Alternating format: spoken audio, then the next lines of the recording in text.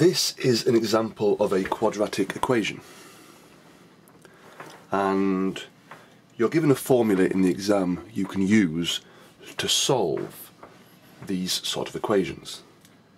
Now the formula you're given looks like this.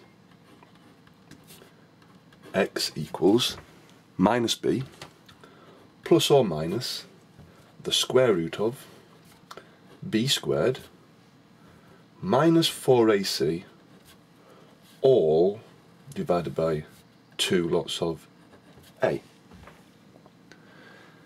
Now this formula finds the solutions of x which make this equation equal to 0, and a, b and c correspond to the coefficients of each of the terms. So a is the number of x squareds, which is 1, b is the number of x's, which is 5, and c is the additional constant, which in this case is 1. Now what we now do is we put these values into the expression like so. X will equal minus b, whatever b is, change its sign, so minus 5, plus or minus, we come to that part later on, the square root of, we have a 5 squared, minus 4 lots of a, c, all divided by 2 lots of a.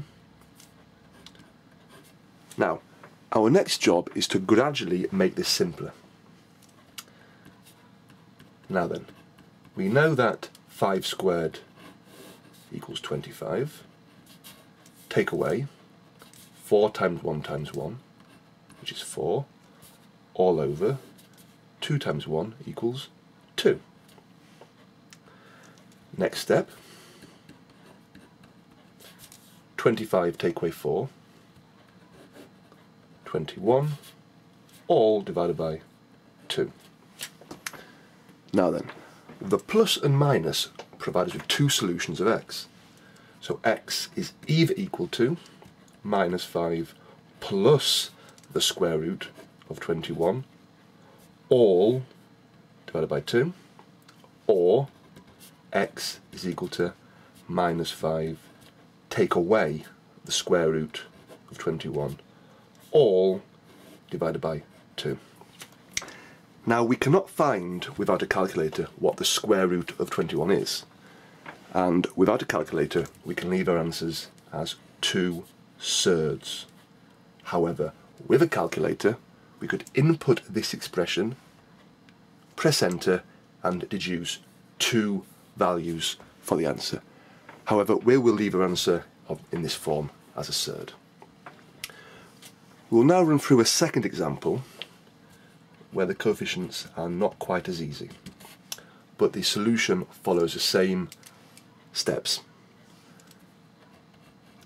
Our expression will look like this.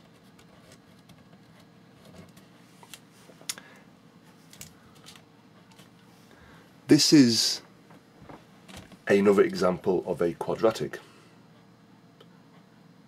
But in this case, a equals 5, b is minus 3, and c equals minus 2. So, if we now try and put these values into the expression, let's see what happens. X equals minus b. Well, b is negative, so minus b makes it positive. Always plus or minus. B squared minus 4ac all divided by 2 lots of a. Now then, minus 3 squared goes to plus 9. Now 4 times 5 is 20. 20 times minus 2 is minus 40, but another number there, another negative, goes to plus 40. 4 times 5 is 20, times minus 2, minus 40, another negative, cancel out, plus 40. All over 10, which equals 3, plus or minus the square root of 49, all divided by 10. Now, unlike the previous example, where we could not go any further, we can find what the square root of 49 actually is. So x equals 3 plus or minus 7, because the square root of 49 equals 7, all over 10. This means we can now deduce the two solutions. X is either 3 plus 7 over 10, 3 plus 7 is 10, 10 over 10, which equals 1. Or x equals 3, take away 7, all over 10, 3 take 7 is minus 4, all over 10, which equals minus 0.4. And these are the two solutions to the equation there. I will just mention one thing.